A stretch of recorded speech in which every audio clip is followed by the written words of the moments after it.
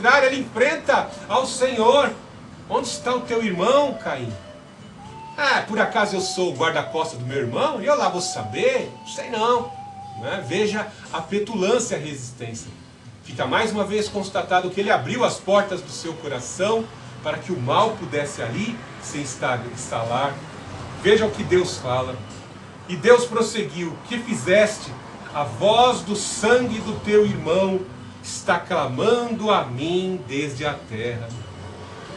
Nós vemos lá em Levíticos que a alma da carne está no sangue. A vida da carne do corpo humano está no sangue. O sangue é uma substância viva que gera viva o nosso corpo biológico. O espírito Ruach foi soprado nas narinas do homem e o homem adquiriu vida. Tiago nos diz que o corpo sem espírito é morto. Sangue e o espírito geram vida em nossos corpos.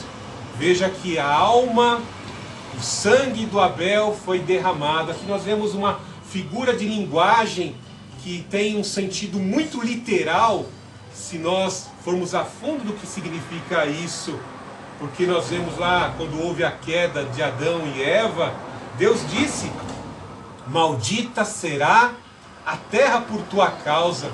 E aí o sangue do justo agora cai sobre a terra.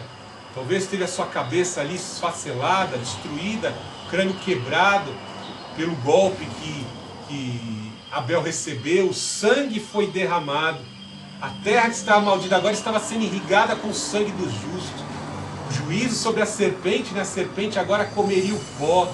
O homem se decomporia e a terra haveria de tragar o corpo decomposto. O homem voltando ao pó de onde ele foi tirado. Lá em Isaías nos diz, não sei até que ponto isso pode ser tão somente uma figura de linguagem, mas ele fala que o inferno é como uma grande boca. E quando imaginamos uma boca, tem um corpo. Assim como a ilustração que a igreja é o corpo de Cristo e possui membros e diversidade de dons distribuídos pelo poder do Espírito Santo, somos corpo de Cristo. O inferno também tem uma grande boca. Uma grande boca, e com certeza, pela condenação dos fariseus, existem setores, graus e níveis de condenação, pois o Senhor Jesus Cristo disse que os fariseus teriam condenação pior do que os habitantes de Sodoma e Gomorra. O sangue do justo está caindo sobre a terra.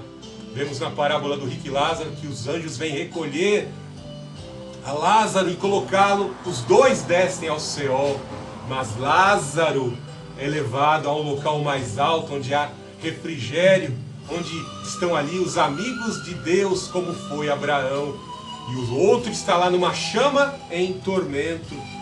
Veja que o sangue do justo está clamando. Veja como o escritor de Hebreus trata isso, em Hebreus 12, 24. Jesus, o mediador de uma nova aliança, e ao sangue da aspersão que fala melhor do que o sangue de Abel. A todo instante o escritor de Hebreus fala da superioridade do Senhor Jesus Cristo com relação a Moisés, com relação ao sacerdócio, em especial da superioridade do sangue do Senhor Jesus Cristo com relação aos sangues dos sacrifícios expiatórios de bodes, de ovelhas, de animais. E aqui ele fala o sangue do justo Abel. O Senhor tem um sangue superior e eficaz, né? Nós vemos que também dá-se a entender que Abel era uma espécie de porta-voz do Senhor, como os profetas, né? Em Lucas 11:51 nos fala: desde o sangue de Abel até o sangue de Zacarias, morto entre o altar e o santuário. Sim, eu vos digo que esta geração prestará contas.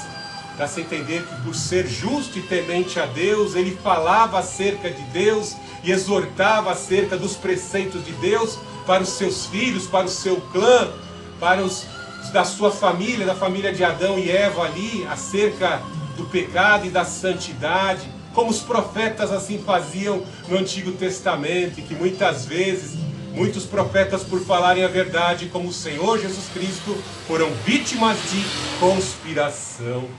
Veja como o Senhor vê o sangue do justo sendo derramado. Como nos dias de hoje, o sangue de muitos cristãos no Oriente estão sendo mortos por verdinhos e vermelhinhos, também está clamando justiça. E o Senhor está vendo. O Senhor está vendo. Veja como ele fala no verso, o nosso Deus fala no verso 11. Agora maldito és tu, serás afastado da terra que abriu a boca para receber da tua mão o sangue do teu irmão. Faça uma correlação com o capítulo 5 de Isaías e veja essa ilustração que o nosso Deus está dizendo. Veja que ele fala no verso 12: quando cultivares a terra, ela não dará mais a sua força.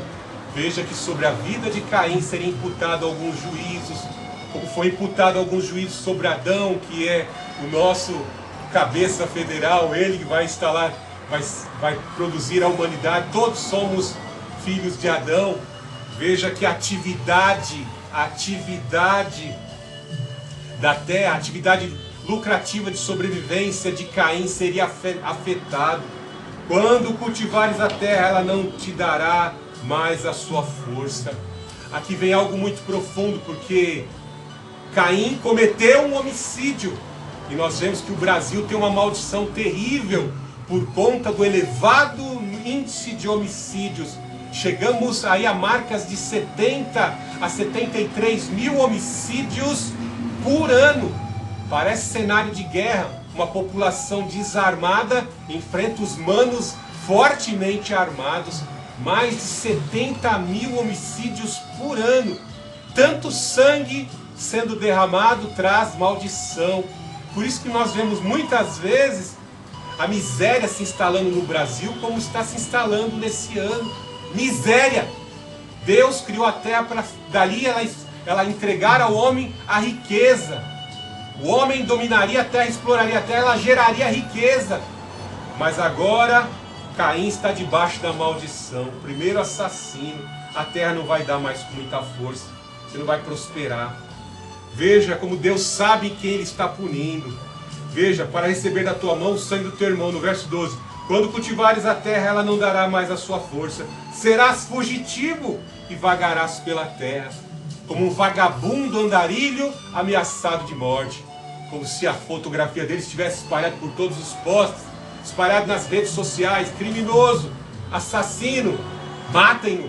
Ele tem que pagar pelo crime que cometeu contra um justo, um bom, seu próprio irmão. Veja que nos dias de hoje, até pessoas que matam pai e mãe recebem filme em homenagem. É romantizado os crimes são romantizados. Crime romantizado. Não vou entrar nesse assunto, você está percebendo aonde eu estou querendo chegar. E chegam a elevados cargos em órgãos do Estado, né? E aí a gente veja, vagar, você vai ser um andarilho, vagabundo, amaldiçoado. Veja, então Caim disse ao Senhor: a minha punição é maior do que a que eu posso suportar. Olha só, ele acha que a condenação que ele está recebendo é muito. Mas veja que quando Deus desfere esses juízos sobre a vida dele, Deus está querendo que ele venha ao arrependimento. Como todos os meses nós temos chance de participar da ceia do Senhor, ainda temos oportunidade de entrar no YouTube e ouvir uma mensagem como essa, que muitos desprezam, mas resistem ao que o Espírito Santo está falando. Participam às vezes da ceia reincidente do pecado, não abandonam, são petulantes como Caim. A punição é muito alta, Deus Altíssimo, é muito alta, é maior do que eu posso suportar. Mas veja que o Senhor fala no verso 14: hoje me expulsas, melhor dizendo, que ele fala: hoje me expulsas da face da terra, também me esconderei da tua presença. Olha só, olha ele lembrando do pecado do pai dele, né? Só que Adão se arrepende, oferece animal em adoração, em sacrifício e em arrependimento, né? Deus nos traz toda uma ideia de sacrifício substitutivo quando o primeiro animal é sacrificado pelo Adão pecador, né? Hoje me expulsas da tua face, que acredita-se que eles ofereciam os sacrifícios no mesmo altar onde Adão ali ofereceu o sacrifício de holocausto, onde as peles do animal foram tiradas e foram cozidas vestes para Adão e para Eva, para cobrir a nudez e a vergonha de seus pecados, né? E aí veja que ele fala: me expulsas da tua face, como você expulsou o meu pai, e também me esconderei da tua presença. Eu vou me esconder de ti. Olha só, né? Quer continuar escondido como Adão estava lá dentro do mato, né? Adão se arrependeu.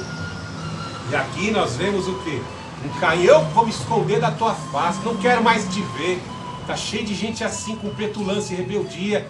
Vou me esconder da face, não quero saber mais desse Deus. Vou procurar deuses mais moderninhos, deuses mais tolerantes para a minha vida, né? Aí o Senhor fala, o Senhor porém lhe disse, 7 vezes recairá a vingança sobre quem matar Caim. E pôs o Senhor um sinal em Caim, para que ninguém que o encontrasse o ferisse de morte. Aqui nós vemos um ato de misericórdia de Deus. Nós vemos que Deus poderia, num estalar de dedos, num sopro, retirar, num aspirar, retirar o fôlego de vida de Caim e ali conferir o juízo sobre a vida dele, ou abrir a terra como Coré, e ali Coré e a sua família desceram vivos ao Hades. Poderia ele morrer ali. O Senhor colocou um sinal sobre ele, uma espécie de tatuagem, né? Será bem semelhante, entre aspas, não estou dizendo que seja isso, mas como o sinal da besta, um sinal para que ninguém dos irmãos, né, de Abel o matassem, pois havia a lei oral do vingador de sangue, que vai ser mais bem trabalhada lá na lei de Moisés, pois foram criadas cidades de refúgio quando os crimes, que existia um crime culposo e crime doloso. O crime culposo é com não intenção de matar, e o crime doloso com intenção de matar. Quando se cometesse crime culposo sem intenção de matar, as pessoas tinham que fugir para a cidade de refúgio, para que o Goel, o vingador de sangue, não retirasse a vida. Então já existia uma lei do Goel aqui, do vingador de sangue, pois um parente próximo de Abel viria com vingança para matá-lo. Mas Deus coloca um sinal, uma marca sobre a vida de Abel, para que o vingador de sangue não tirasse a vida de Abel, não viesse desferir sobre a vida dele o juízo semelhante, olho por olho, dente por dente, tirar a vida dele. Veja que ele fala que se o vingador de sangue, alguém próximo a Abel, fizesse isso contra Caim, vendo o sinal e fizesse isso, haveria uma verdadeira saga de vingança de sangue, a punição 7 vezes contra quem fizesse vingança contra Caim. Louvado seja o Senhor Jesus Cristo, Ele é o nosso vingador de sangue. Ele nos chama por meio desta palavra nessa manhã ao arrependimento. Você, ao ouvir essa palavra e atentar à obra do Espírito Santo, a sensibilidade, entenda que estes são os últimos dias. Logo, muito em breve, uma plataforma como essa, ou os evangelistas serão impedidos de pregar, pois existem profecias bem claras, como fica bem patente, explícito na epístola de Pedro. O Evangelho vai voltar para a clandestinidade, como já está sendo lá no Oriente, onde a igreja tem que adorar em cavernas, em locais distantes, porque andar com uma Bíblia debaixo do braço é correr risco de morte. Por isso, enquanto há oportunidade, enquanto ainda temos liberdade nesta plataforma, atente ao Espírito Santo e declare, confesse com a sua boca que Jesus Cristo é o Senhor, que Ele ressuscitou dentre os mortos, que Ele traz esperança ao nosso coração, e com o poder do sangue dele oferecido na cruz do Calvário, nós encontramos nesta substância viva, verdadeira e eficaz a remissão e a absolvição dos nossos pecados. Louvado seja nesta manhã o Senhor Jesus Cristo, nosso forte Redentor.